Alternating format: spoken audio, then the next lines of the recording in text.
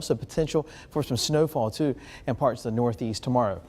And temperatures are starting out most spots away from the coast, kind of large range, upper 40s, Metter and Statesboro, Hampton, closer to the coast, though, Darien 57. I just checked St. Simon Islands reporting a temperature of 62 degrees, so that milder weather is slowly creeping in from the south and southeast, and that'll continue to overspread the coastal areas as we go throughout the day. And temperatures will be quite tricky today.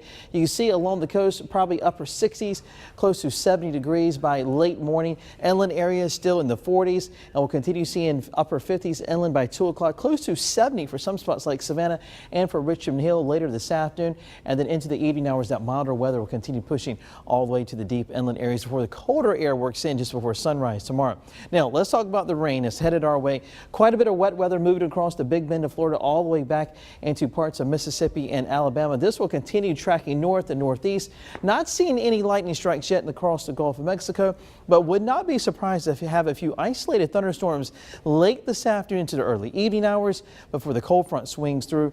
But at least this morning, your morning commute looking fairly dry, at least up to about 8 o'clock. But that wet weather will overspread our area probably by the mid to late morning hours. And our storm tracker model is showing that there's a wet weather from Atlanta all the way back into Valdosta.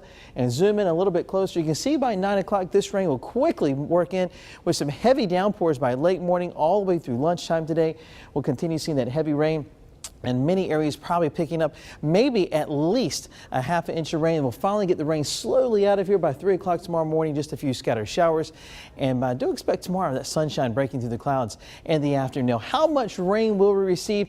The model is showing up to about 1 o'clock this afternoon. Some spots picking up an inch, and probably the total after everything is said and done between about a ½ inch to an inch of rainfall in most spots. And this is actually some much needed rain that we will be receiving throughout the day today. The rain will be out there today, but by tomorrow morning, 7-day forecast showing a few clouds, sunshine in the afternoon. And then once we head into Thanksgiving Day, we will see temperatures into the lower 50s, so turning quite a bit cooler. And then windy conditions throughout the day on your Thursday as well, especially in the morning, and then 58 degrees on Friday, but warming up into the 60s by the upcoming weekend.